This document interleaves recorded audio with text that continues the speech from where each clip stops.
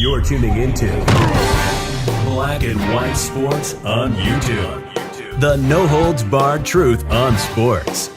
The main event starts now. All right, Black and White Sports supporters, you guys know if you've watched this channel long enough, I am a big Michael Penix fan. I thought he was at least the third best quarterback in this draft. Honestly, I thought he could have been the second best quarterback in this draft. Really and truly, I thought he showed a lot of potential to be a future franchise quarterback. But I got to tell you, as much as I like Michael Penix Jr., I don't get this by the Falcons, not in the least. You signed Kirk Cousins and gave him a boat ton of money in a very offensively deep draft. Why in the world wouldn't you have taken a hotshot wide receiver here, or one of the offensive linemen, something to help the quarterback out that you just spent a lot of money on? And I'm just going to say this, and Falcons fans will get mad, but let's be real.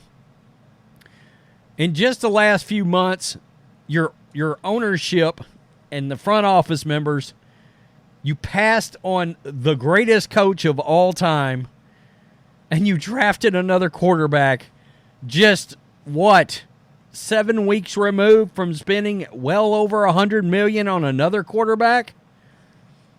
That's the kind of decisions really poorly run franchises make. We're talking like the Browns, the Jets, the Cardinals, and, honestly, I thought the Falcons were better run than this. I did. But those cracks started to show up with the Bill Belichick thing, and now we're getting this. The brand new quarterback you just spent a lot of money on, you did not tell him about this until they were on the clock about to make the pick. That's not a sign of a good run franchise. It's not. Kirk Cousins should have known coming into this draft there was a chance that they would take a quarterback high. Frankly, he should have known it before they let him sign a free agent, that large free agent contract. Kirk Cousins may have been just as shocked as the viewing audience Thursday night when the Falcons called Michael Penix Jr.'s name with the number 8 overall pick in the 2024 NFL Draft. By the way, I think the Raiders would have taken him if the Falcons hadn't. The move was the biggest surprise of the night after Atlanta had just signed Kirk Cousins to a 4-year, $180 million deal, $100 million of it, which is fully guaranteed. This is starting to make me think the Falcons view this as a 2-year deal. 2 years, $100 million, $50 million per, which is on, that's right there with NFL quarterback salaries. And then I think they're coming out of this. That's the only thought I could have, is that they view this as a 2-year deal. Making it more bizarre were reports that Cousins wasn't made aware ahead of time that the Falcons would be taking another quarterback in the draft. The newly signed veteran quarterback was only given some notice when a call was made to him when the team was on the clock. Wow.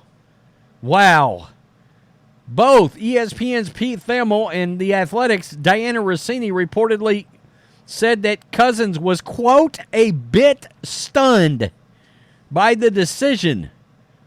There's an inherent frustration and confusion from Cousins' camp as they didn't use that pick to help the team in 2024.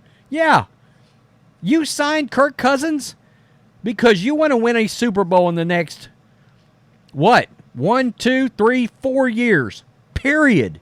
You sign him to win now, which means you start loading up the team with talent around him to win now. I don't get this. They instead drafted his eventual replacement before he's put a Falcons helmet on. It's terrible business. He added, quote, Cousins understands the business of football and is ready to move forward, but there was understandable surprise. A similar sentiment was reported on the NFL Network's draft coverage by Daniel Jeremiah, who said that he had also reached out to Cousins' agent following the selection. Quote, I just reached out to Mike McCartney, He was not given a heads up. Kirk Cousins was not given really a heads up on this whole thing. The decision raises plenty of questions for Falcons general manager Terry Fontenot to have to answer.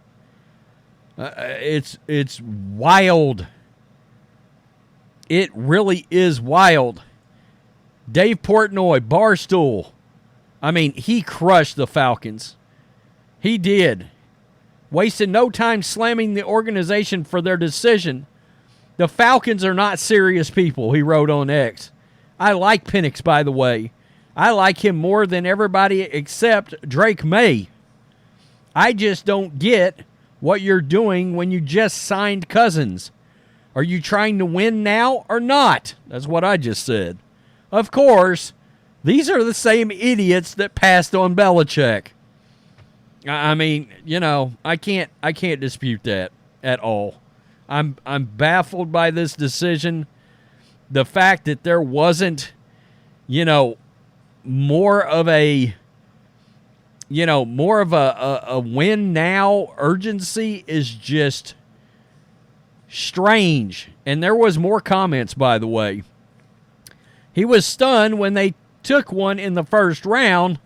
So they thought they might draft a quarterback later rounds, undrafted free agent, something like that. Yeah, I think that would have made some sense. Cousins' biggest concern is that the pick doesn't help the team for the upcoming season. Exactly. Part of the reason Atlanta selected Penix is that they believes it won't have a top pick in coming drafts with Cousins under center for the next few years, a team source told The Athletic. Oh, boy, okay. Cousins this offseason was signed to a 4-year, $180 million deal, $100 million guaranteed. Again, they've got to be looking at it as a 2-year contract now, I think. The 35-year-old quarterback is recovering from a torn Achilles tendon he sustained in Week 8 last season. That's crazy. He did say in his opening press conference that he was recovering from the Achilles. I like Penix a lot, you know.